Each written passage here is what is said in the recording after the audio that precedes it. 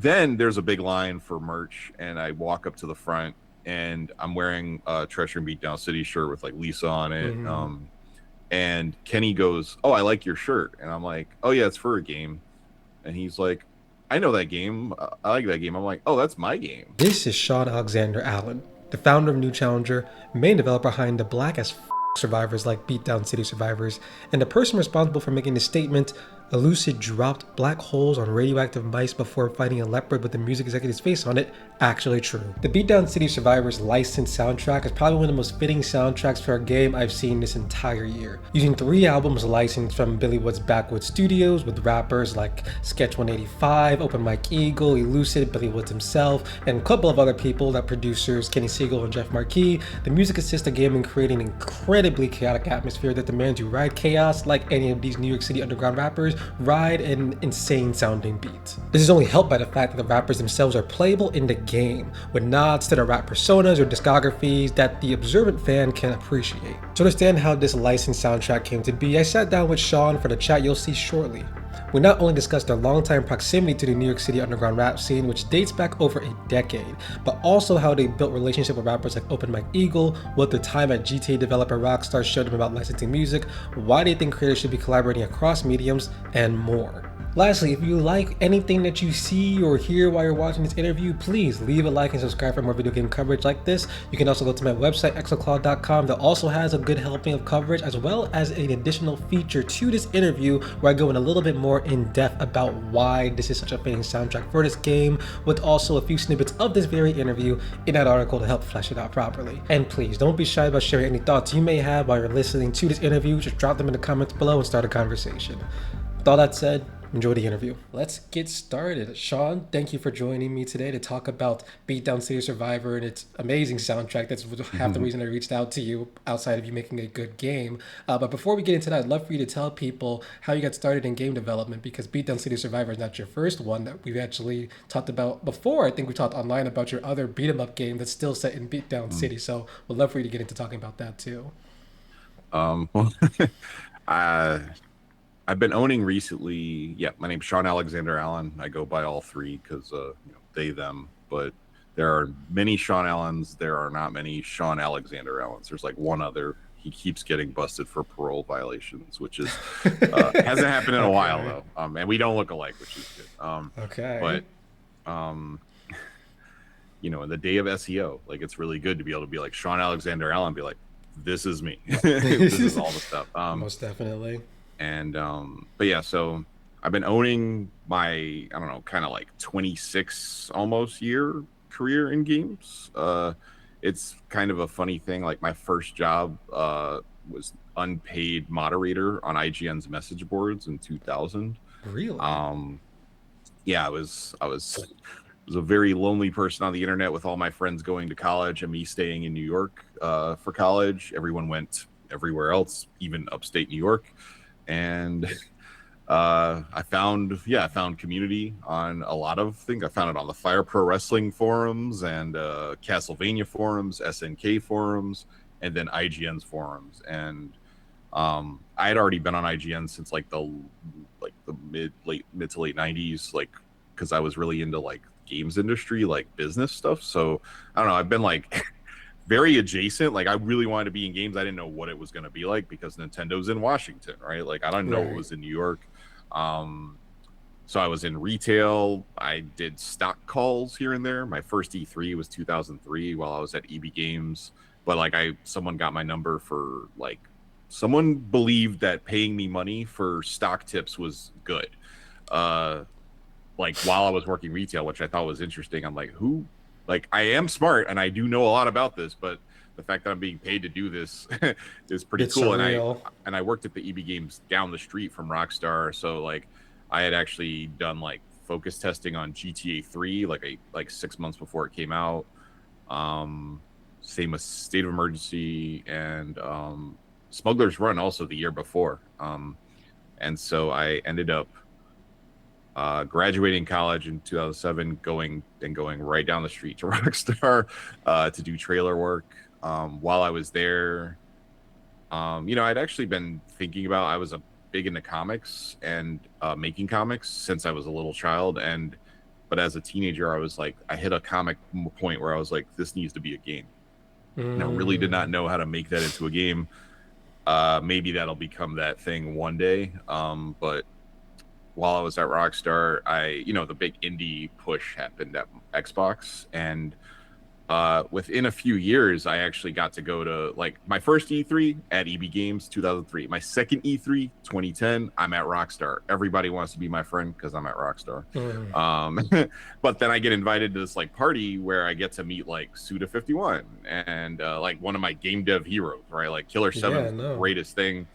And Did you get a chance to play Romeo's a Dead Man? I get my a hands little on bit, that, but I know a lot of people talked about it positively. yeah, they gave me a code. Okay, cool. Because yeah, me and Suda are just homies these days. Like, I ran into Suda at Dice this year, and yeah, we got to take a lot of pictures.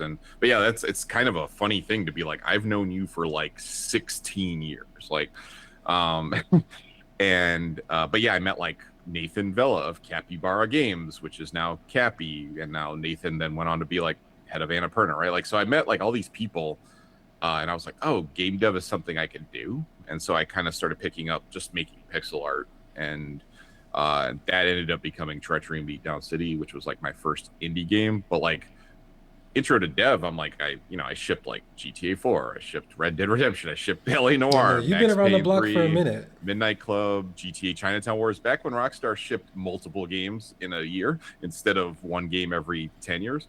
I got to be there Yeah. for that time. Got to be a part of a lot of game launches and see the games get built. And then when I was working on Treachery Beatdown City, I did a Kickstarter.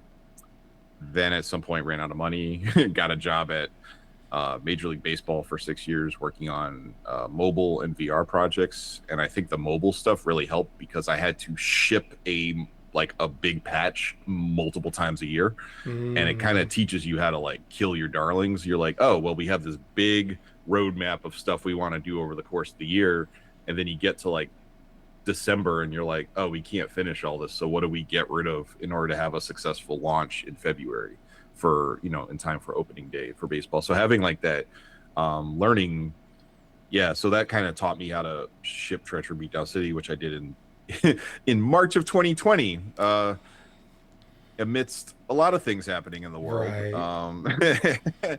and didn't come out of that unscathed. But yeah, and then we were pitching some other stuff, and then kind of getting a trepidatious thing, and then I was like, all right, yo, what if we made a game that had like set in the Beatdown City like universe, but it was like this action game with liquids and blowing up cars that would light them on fire. Like it was very much like that very basic thing, like if you like electrify water and damage enemies, like is that an interesting idea?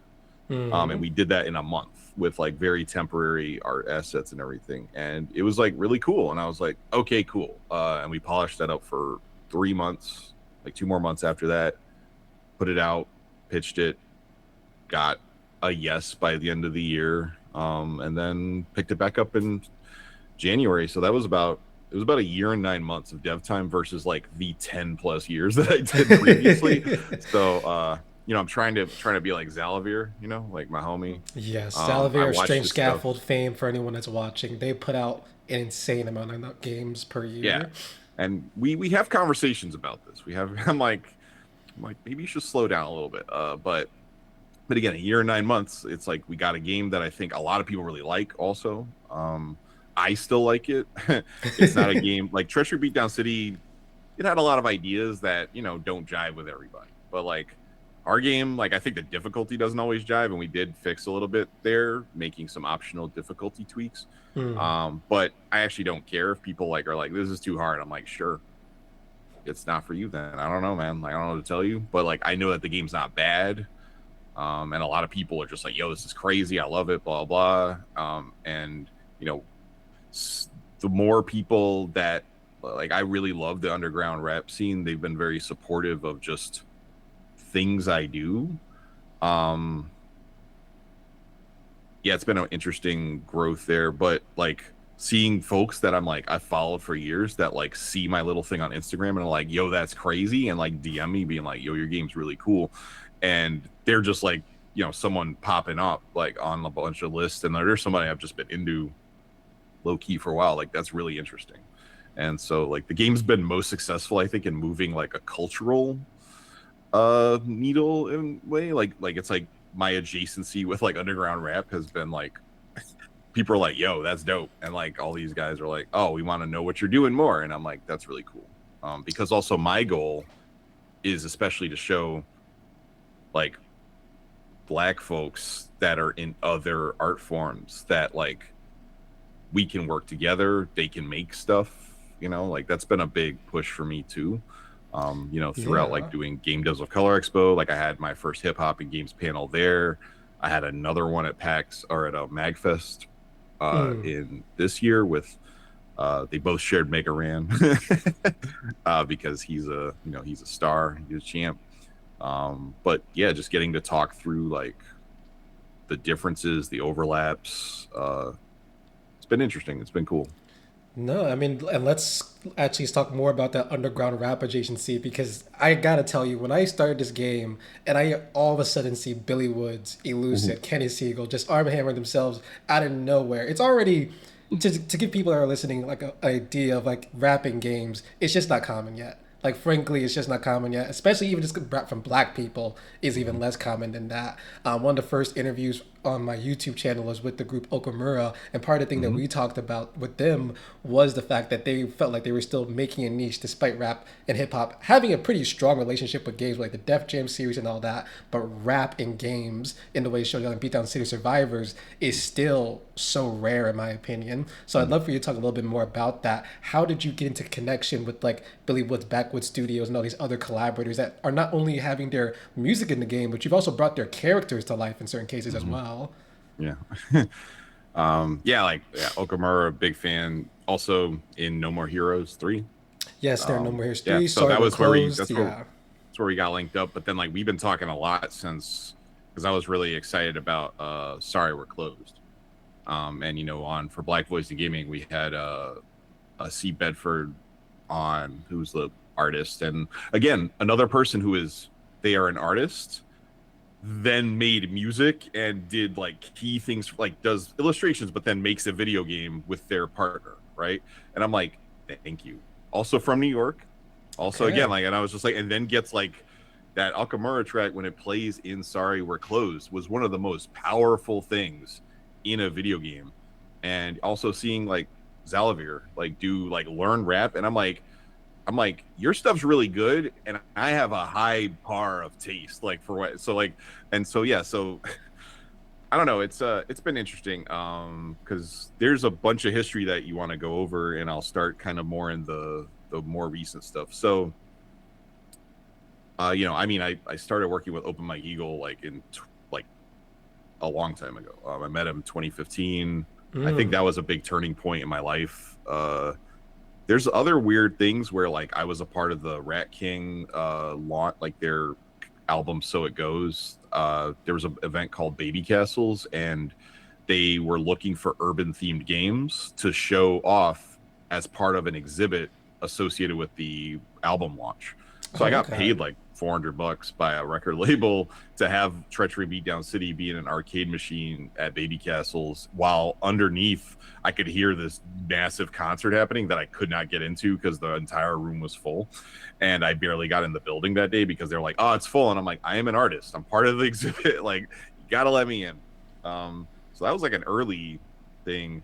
And that kind of gave me a taste for this, right? I was like, oh, I could be like, I am now adjacent. Like, I'm now in the space. And one day I saw like Mike was potentially going to be like a stretch goal for like this fighting game that Two Mello was doing the soundtrack for, and Two Mello is a Mm. homie from like, from like the working on Read Only Memories and stuff. And Two Mello is like an amazing producer, and came and talked to me at like one of the game like GamerX East in New York, and that was how we established our thing. So I was like, and so I saw this stretch goal of like Open Mike Eagle potentially doing a song for this fighting game, and I was like, oh, he's open to this.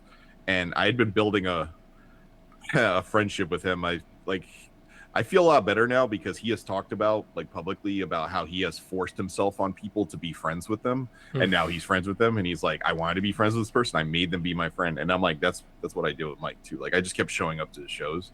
I kind of Nice. fell in love. I saw him open for Doomtree, and I like fell in love. I was just like, who is this guy? Like his music's amazing.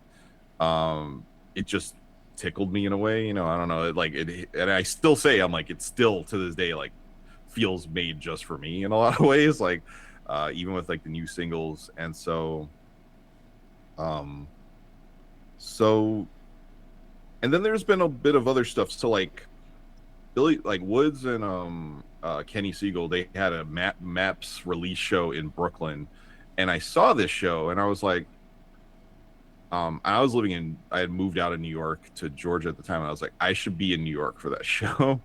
um and it had sold out, and then they opened more tickets, and I was like, bought the tickets, and I'm like, I'm going to New York. And literally the night before I got to New York, I think I saw like Fly Anakin and Young Morpheus perform down here. So I was like, I was getting more and more into, I was just like, I'm gonna go to like underground rap shows, right? And so I saw these guys. Then I go to Brooklyn. I get there. Fat Boy Sharif. As soon as I get there, I had met him opening for Open Mike Eagle, like the summer prior, I think. And I Okay. was like, I love this guy. But then during this show, it was like this like 3 hour show, but it was just Woods and Kenny Siegel like listed. It was a Backwoods show. Like they let every single person who was signed to Backwoods at the time had time on the show. They all opened for Woods and Kenny, and I was like, that's crazy. Like because I was like, and that's when I saw Shrapnel for the first time, and when they opened, I was like, who are these guys? Like this is amazing. I had met Sketch 185, like because I'd also just met my dad's family like Oh, in okay. 2022. So I was kind of, and they were in Chicago. So, and Sketch was doing like a show in Chicago, and we met at that. Like that's where I met like Rich Jones and Def C and like a lot of these other guys. And so then I get there and just see all these people do their stuff, and I'm just like, this is amazing.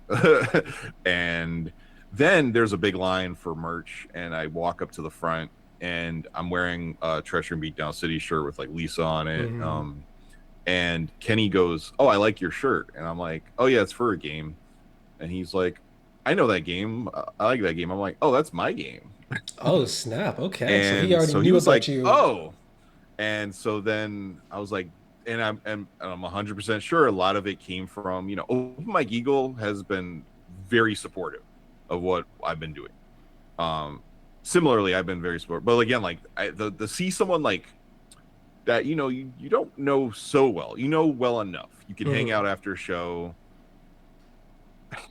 but you know, to grow this interesting like respect for each other, and like the fact that he every time I would post about it would be like, I'm in this game, go check out this game, Shawn made this game, it's a great game, support the game, like all this stuff, like that's important to me, right? Like it makes me think a lot about like how there's like that whole article online about how like 50 Cent Blood in the Sand, how he like showed up and he was like, my kid wants helicopters, and they were like, we can't do that. But they didn't you know, they didn't have a relationship with 50, right? Like they had a license, but that's not what I'm here for. Like also I worked at Rockstar, like they had licenses, and you know, Rockstar would try to do some interesting thing. When I was at Rockstar one day, uh Funkmaster Flex came into the office to do Oh, a snap. recording, to record a phone call with Busta Rhymes. So they were trying to do the actual phone call recording in studio, because they can't like go elsewhere to do it, and Yeah, it's just we have easier a to do sound there in stadium, yeah. person. So you know, things like that, right? Like you care about stuff, you bring people in, you do things like that.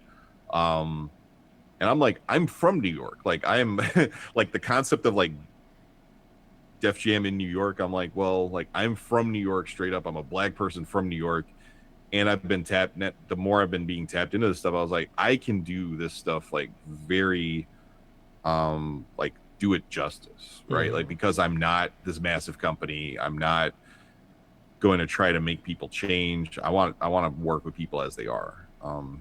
And so yeah, so I think even just Kenny, that initial conversation, and like I was trying to talk to Woods, and not everyone was talking to Woods, and but like I was so over the moon that like Kenny, I was like there to really, because again, like Woods stuff is like so hypnotic, and I think even that show was when I really fully finally got Billy Woods. Like like Mm-hmm. Maps was the album that I got it, and like that concert, I was like, this is like a church, bro. Like everybody in the audience knows all the words, and like what is going on. This is crazy, but yeah, like talking to Kenny, um and yeah, like I've like Kenny's come out to Day of the Devs, like Really? in LA when it was there, and like also the mix. Like I was like, yo, you want to come to the mix? I've been trying to get Mike, but he's usually out of town. Like whenever I'm there, like we've hung out in LA, but like the mix wasn't happening. But like Right. Kenny's come to at least two games events because he likes video games, and like he's like still just poke around and just see stuff. And I'm like, yeah, come out. Like Justin who runs the mix, he gets a DJ who's like works with the Alchemist to come out at the mix in LA every time. Like so it's like, it's like legit stuff. Again, like Yeah. there's a lot of because like Justin Woodward, like people probably don't know this about him, but he's got raps, he's got songs. So it's been kind of interesting, like again, that thesis that I was like, I've also just had this thesis that I'm like rap and games have more in common than people think. And I've seen like a lot of young people be like, I want to be a producer. And I'm like, well, you could also make video games. Like, I feel like it's not so far out of the realm. It's different. And then I've like actually had kids turn around and be like, oh, I want to do both. And I was like, cool. Like, I really want you to think about, like, I'm not saying music is limiting, Mm-hmm. but I feel like that's the go-to for so many people. And it's a very it's as difficult of an industry as games, right? For sure. If not more, because no one pays for music. At least people still pay for games.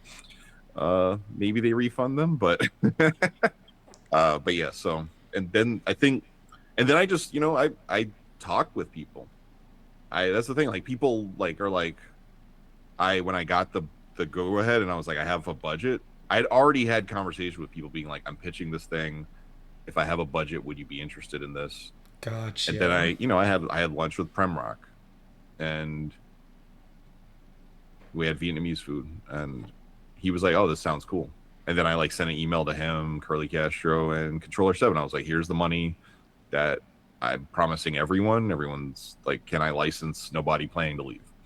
Um, for sketch, we had coffee Mm-hmm. like in Bushwick, like and we hung out for a while and it was really nice. And then like and after we had the conversation, like Jeff Marquis was like, yo, your art's crazy, and was just like, I think you're cool. You want to come and hang out like at my house? And I'm like, that's cool.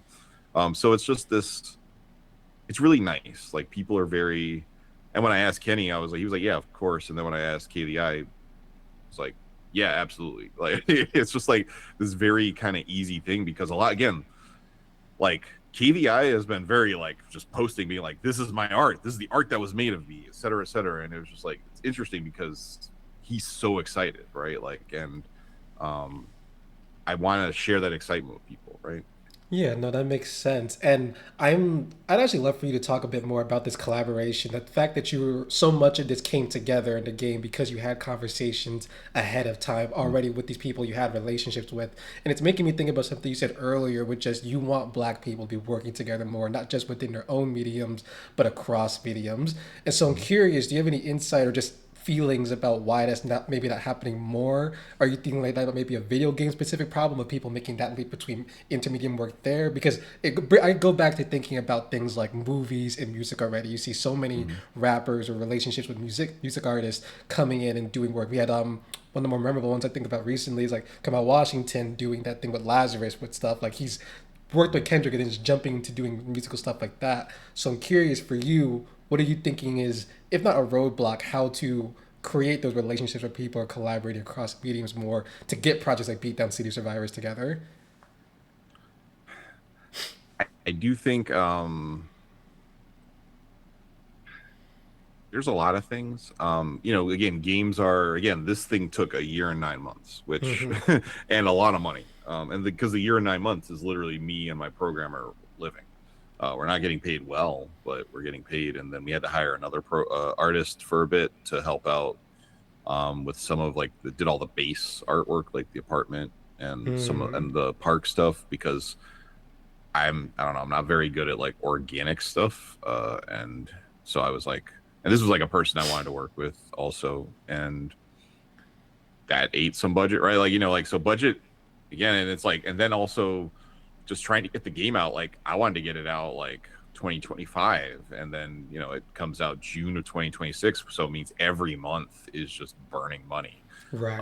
And I'm having to like keep looking at like what do we get rid of, what do we not do, what do we do, because like the music had like a firm like this is how much goes up front, this is how much goes when we launch, when we get all the money and everything. And I mean, people don't know how to make video games. Like people who are trying to make video games. Like again, like I helped I made Game Devs of Color Expo an event that people care about. Like I launched it into Harlem because of this. Because this is the thing, I've known this for a long time. Like because I talk to a lot of people. Like I mean, I have very interesting, weird things. Like Saul Williams is a friend of mine, and like he's very enthusiastic about video games. But like we have conversations about this, and we have talked about video games for over a decade. And what has come out from Saul Williams since then? Martin Luther King the album, Neptune Frost the movie, and then the Martin Luther King the graphic novel. There are 3 pieces of art, and that graphic novel took a while, right? Like in that movie had to get crowdfunded. I've been very close to all this stuff, and I'm like, that's 3 pieces of art that have happened since we started talking about games, because we were talking about potentially trying to do something on the other end. And I'm like, well, that's going to require money, Right. going to require a lot of, but like, so like you see that 3 pieces of art can come out before a video game even gets started. Right. That's the thing. It's like people have expectations, thoughts. All art forms that are outside of your thing seem magical. I don't want to go too deep into it, but like seeing old heads try to make music videos using AI is very sad, because like you guys literally built like there was a notable Wu-Tang video that I was like, fuck this. Like if you like y'all don't have the money to just like film a thing, like you don't get to have the like high budget kung fu movie thing if you can't pay for it. Like I don't know, you don't Right. need it either, because if that's what you, again, that's like video games. If you want in your heart, I mean, I'm seeing a lot of marginalized people be like, I've seen an argument for why is there no God of War made in Africa? And I'm just like, do you know where the God of War that was made in America came from? Because it came from like Sony people who worked on PlayStation 1 games. So they already had a lot of like games shipped. And Yeah. then they made like games where you drive cars, and right, like, but still you made video games that came out. Like making a video game that comes out is actually the biggest barrier to everybody.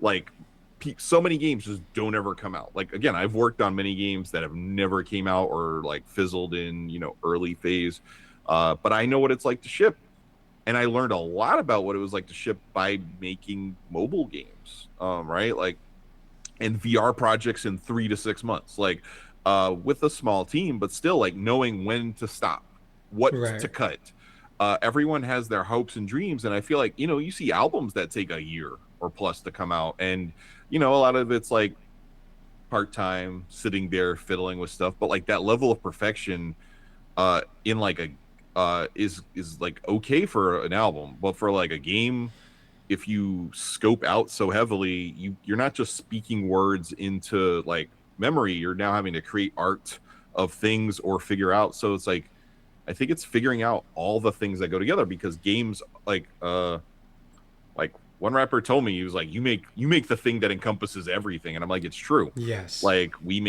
have sound, we have sound design. Like I had to take on sound design for this game, like and people love the sound design. I'm like, I worked on it, but also when I pick the sounds, those get handed to my programmer, and he has to pick like how to pitch them and like make them like and then I have to be like, oh, this is too loud, this is too low. But you know what I'm saying? Like it's not like just pick sounds and put them in. It's like you have to, because otherwise the game might just sound terrible or spike, or I don't know. Like it requires all of the production stuff of everything else. Like like Absolutely. like with Saul Williams, he was crowdfunding the post production for a movie, and that cost $100,000 something, right? Like 25,000, whatever. But that's just post production on a movie that you could film with your iPhone or whatever, right? Like you have several iPhones, you can rent all that stuff. But to make the images in a game, again, I think people come out and they're like for the God of War of Africa, I'm like, you guys got to start with the 2D pixel art game. Yeah. Make that in 3 months, make it small, make it whatever, make it in a year, figure out what you want, then make a 3D game. Like, I don't know. Like, it's like make anything first before you start asking where to, because like also they're not talking about God of War 2004. They're talking about No. God of War 2018. And And I'm God of like, War 2018 doesn't even happen before every single God of War that came out before. That's a whole trilogy of yeah, games that God of came War out from a 2018 is a established studio. 14-year investment. So you were 14 years behind if you're trying to make the God of War of now right now. And it's like you can fast track your stuff because you can level up. A lot of people are doing really wild stuff with game engines right now, right? Like I'm not saying you have to start at PlayStation, but I'm like finish one project. Because like I've seen a lot of like big 3D-ish games coming out of small groups of people that have horrendous frame rates, bad texture, don't have good art. A lot of AAA games have awful art. Like God of War is God of War because of also it's a franchise that people glommed onto 14 years ago, or not 14 years ago because that was 2018. That was 8 years ago. So now we're at 22 years ago is when God of War came out. Yeah. So you're saying, oh, it's a 22-year series. Where people are still mad that a woman's gonna lead the next one, right? Like it's like because uh there's a lot going on there. There's a lot of baggage there too, right? Like they're Yeah. literally trying to undo the baggage with the newer games. Um, but you know what I'm saying? Like there's cultural issues. There's all these things that are going into this, and a lot of thought. Like I've hung out with Corey Barlog. I've hung out with Christopher Judge. Like I've talked. Like there's things nobody knows about that's behind the scenes, right? Like that I was like, oh wow, okay, yeah, that makes a lot of sense. And it's like people don't know what's behind the scenes of games until you make them, Right. until you fail miserably at them. Like I would say, like the one of the best examples is seeing Relooted, Yes. because like that game is a solid graphics, beautiful, all this stuff. People, some of them did their first time doing a certain role, but they were smart people who were around other talented people who could help them. But it didn't just come out of nowhere, and it's still a 2D like side scrolling game. And they got cutscenes, it's beautiful, it has all this stuff, it tells a story, it's finished, it is out Yes. in the world. It didn't have to be, also it didn't have to be God of War. Like why do you want God of War? God of War, he's a hateful dude who murders his whole family. Like is that, I mean, I get what you're trying to do, but also like that is not the pinnacle of what we make. And that's also the problem with games is people look at like they look at a game as the pinnacle, and I'm like, it had high scores, it had good graphics, but was it the best thing that was made? Or like why doesn't anyone say where's the Undertale of Africa? Because that is one of the most successful games of all time, Yes. and it took a long time to make also. You know what I'm saying? Like you see, where's the Stardew Valley? That's a multi-million selling game that has made you money. You can make whatever you want afterwards. Where's the Braid? Right? Like, and the Yes. Braid comes from a weird fucking like techno fascist like developer who thinks women don't know how to code. Like, you know what I'm saying? Like, so, but like that game sold millions, and but that game came out because of a lot of stuff. That dude was a computer science guy who got to get some money from Microsoft in a pocket of time that will never exist again at the beginning of a game console where they were first investing in indie game. Like it's like we can't look at all this comparison. So that's why I'm trying to bridge the gap. Like I'm Right. trying to have, and that's why like again that's why we had like I met a homie, this guy Halik Mal. He's a rapper from Barbados, living in Brooklyn. He was on a music and games panel at Game Devs of Color Expo in like 2018, Okay. because he made a VR game to launch his album, and he was opening for Saul Williams, and that's how we met. Like, and I was like, oh, and I remember telling him like I made video games. He's like, "Oh yeah, that's cool. I make that too." And like so and they made this VR thing, and they had it at a gallery at Baby Castles. Again, like Baby Castles was very actually key to this like overlap. And I was like, "I need you to be on this panel. Like I need you to be here because you're an outsider. You're not a game dev, right? But you're working on game stuff. Like Right. and like so we had game devs. Again, my whole thing is always to get game devs and artists in the same room so that we can talk. And again, game devs are artists, but like music artists, whatever, so that people can hear from each other and start to understand. I think a lot of, again, when you see the AI stuff, it's like people think that that's the barrier, is just putting stuff on a screen. And I'm like, no, it's intention. It's the same thing that makes an album, makes a video game. It just is like the different components. You're going to have to make 3D models or 2D pixel art. Again, it took me a long time to learn pixel art. Like, and I'm a 2D artist, right? Like, I'm an artist. I went to school for 3D art, actually. So I'm like, I'm literally a trained artist who had to learn how to make simplified characters. And I made whole, like production level art for these characters before I made them these little characters, because you have to make something that stands out. Right. Right, like Street Fighter or any of these things. Like Capcom has this massive Bible. Like, people don't know that like Street Fighter came from the fact that they, like, again, they all came from like a lot of them came from SNK. A lot of them left to go to SNK, right? Like, that's how King of Fighters came out and all these things. Like, there's so much, but we're not at the point like the Japanese industry where you could just know nothing and just make art back then, and people just made really cool stuff. They were like, oh, I thought working in a game company, that'd be fun. But yeah, it's like, I think it's just, it looks like too much of a thing. And so it just gets kind of blocked out of your head, which is why I'm here to like say, yes, it is big, but I'll tell you about it. Yeah. My I'll onboard homie, you. yeah, this dude on my homie Joel, his brothers with Video Dave, with Open Mike Eagle. Hmm. He's also a rapper. He does art, does comic book art. And we just saw each other at a show. And he was like, I want to make a video game. And I'm like, let's talk. I will tell you how to ship a thing without knowing code. I will also tell you how to ship a thing for real, as opposed to like sitting with this thing for 10 years and then giving up on it. Because, and I've seen interesting things like Michael Christmas, like he has a game. I was like, that's really cool. That's awesome. Right. Like, but every time I see a lot of people try to, like, a lot of amateur game people just, again, they need the same learning of everybody. And that's what I'm saying. Like, it's like this, that's why I'm here to be like, let's talk. Like, so, and I really hope that like by seeing what I did and really focusing hard on like, yeah, making, like, one of the interesting things, like Open Mike Eagle doesn't like roguelikes. And then he Has he played, said and why? Oh, we go he ahead just then. like, he doesn't like the randomness of worlds. Like, he likes Okay. Elden Ring, he likes Dark Souls, he likes hard games, but not necessarily games that just are random all the time. And that's fair.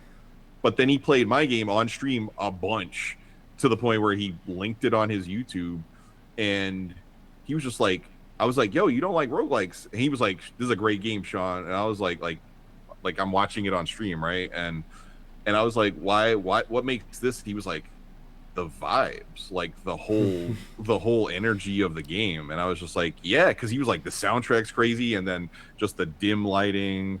You're in, like, I don't know, I make game for hood people, right? Like, it's like, and I feel like if you could say, oh, look, someone can make a game like that, it's not trying to take advantage of any culture. Also, like, my game is very diverse, just because of, I'm like, oh, who do I want to make in this game? uh you got black women, Asian women, like people of all uh uh orientations, just Hmm. because like that was, we also pull a lot of people from all my time writing Treachery and Beatdown City. So it was like, how do we pare them down into a character that you just look at? And that's a lot of training, is like making characters that you just look at. So yeah, it's this is the path. I don't know, I've been on this path for a long time, like, been trying to figure out how to energize people. And then we get to this point in the industry where the industry is very not safe for anyone who's in it right now, and Yes. I shy away. It's actually put me in a place where, like, I'm like, you can work with me. I wouldn't necessarily tell you to go embark on this path yourself, unless you're going to do it in your free time, quickly. Don't work on a thing for 10 years, because this industry might not be here. Yeah. Has been or just be willing to put out something that's going to sell 5 copies. Like, yes, that's exactly it. I've heard that sentiment repeated so many times by game developers, and even on like the critical side where I rest with the games media folks, you'll see it any number of times on Blue Sky or any app on any given day. Someone will tell you, unless you want to just do this for the love of the game, do not get into this right now. It is very rough out there, which is a hard sentiment to share, but it's one that I always try to help people understand it's coming from a place of people who have like been around for a long time and have truly watched the space they've been in for like half their life, a third of their life, however long, be just absolutely gutted within such a short period of time. It's yeah, like it's just like yeah, I'm like trying to. I'm still every time a new game comes out, it was really much. It was a privilege to do like the Black Voice and Gaming Showcase, and like I'm doing the social media for that, so like really trying to show off people's stuff and get it out in the world. And seeing people get wish lists, seeing people come out with their games that week, and seeing a lot of support there. But yeah, it's just like every time a game comes out, I always sit down with people that are in my community and I say, look, if this is your first game, like it is not going to go the way you think it is, for better or worse. If it goes very well, it might still feel like a very negative thing, or you might get a lot of attention all of a sudden, which means then you're going to have to answer a lot of feedback. If it goes poorly, but like still there's people playing your game, you still have to support them. And if it goes really badly, uh, hold in for the long haul. Like keep putting it on sale. Like I don't know, like um, figure out how to keep marketing. I don't know, like figure out how to get to more people. It's very challenging. But yeah, like and so like my way of trying to was I was like, what if we get artists that are excited about what I'm doing to tell their fan groups about this? Right. And like I put out a trailer for Fatboy Sharif when he dropped him, and like because we didn't get him done by the end because just you run out of time. And he was even like, oh, I thought it was coming out at the time. Like, he texted me, and I'm like, I'm sorry, man, I ran out of time. Like, we had all these other things that were like must fixes, and you were like an additional character. And then when we drop him, I make a trailer, right? I make an individual trailer. I did all those for Rockstar too, all the character trailers. But I'm like, Mm-hmm. let's make a trailer that feels good for the character, and that blew up on its own too. Like that was just like people ever like so many people love Fatboy Sharif that people were like, "Wow, this is crazy!" But and we tried to make an interesting character too, that fits kind of his vibe. Like he puts on masks, in his special, so he puts on the rabbit mask that he's seen within a Mm-hmm. lot of, and then the skull mask, and then we gave him like the like kind of Splatterhouse level chainsaw type stuff because I thought this would be also like a funny throwback to video games, right? Like and so but people are really responding well, and they're like, "Oh, I really love your attention to detail on that character." Because when we change his masks, like the mini map icon changes, and there's so many people who are just like, "You went out of your way to do all this stuff," and I was like, "Yeah, But again, the game is small. Right. If we had to, Zalavir of Streams for Gaffeld gave a talk at Game Devs of Color Expo that I did all the talk curation, and it was a talk called "Make Your Game in 5 minutes or less." I think, or 10 minutes or less, Mm-hmm. and it was basically like build your game so that if you can need to update it or change stuff, it wasn't make a whole game, but it was make your game in a way that like if you need to update the whole script, it takes 10 minutes instead of, because if you have to go through for an hour and hard code all the script every single time, if you have to change the script, you're not going to want to, right? Like, and you're Right. going to end up, but like if you could just pull it from an Excel document, or if you need to update this variable over here that will change whatever and make everything feel better versus having to change it here, because that's going to cause bugs, it's going to cause these problems. But so that was like I thought about that a lot, and again, like yeah, I'm trying to, and then again, like watching Strange Scaffold build, I think like Beatdown City Survivors was also built, and I want to give a talk and go deep into this one day, but it was deep built off of like hip hop as an art form. Like it Okay. was built with the idea of other people could follow what we did, and we pulled stuff, we use I credit all the art assets that we use, like I go over a lot of it to make it fit our art style, or shrink it or do whatever. But like like there's lots of people on itch.io that have art that you can buy, that you can use in your game. And I'm like, I tell people, I'm like, if you don't have an artist like for buildings or whatever, blah blah, the things that you're not good at, thousands of people out here making like special effects. Those are all over itch. There's one guy I use like blood effects. I change them, I edit them like to fit what I need. But like they're there already. Like you don't have to think about a blood effect, like because that's hard. Like it's even some of the blood effects look bad because people are like pixel art is hard. There's 3D stuff. There's like the Unreal Asset Store. There's the Unity Asset Store. There's all these things, and I'm just like, if you think about like again, like hip hop is sampling, right? Like, and these Mm-hmm. are all legal samples that you could pay not much money for, $20, or you subscribe to a Patreon and get all of them for like $10 a month.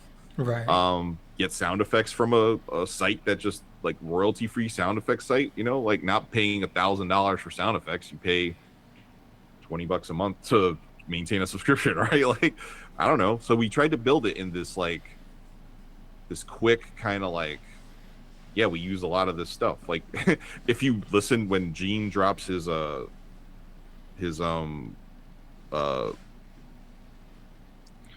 boombox, Mm.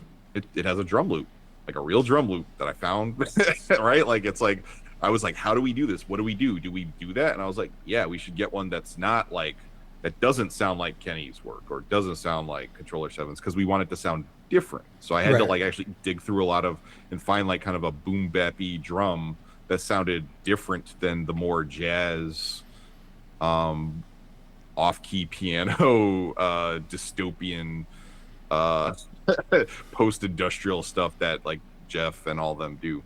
And again, it's just like, yeah, I respect their process so much, and I hear these albums, like the way the albums are in there is because I was like, do I buy music from somebody? And then I just started listening to these albums while I was playing my game, and then I was like, oh, this album's the game. Like this is the vibe that I want, and that's when we started the conversations. Nice. Well, I know that brings us pretty much to time. Yeah. I'm so glad we were able to talk today, Shawn. This has been awesome to hear about. Please, before we close out, where can people find you online?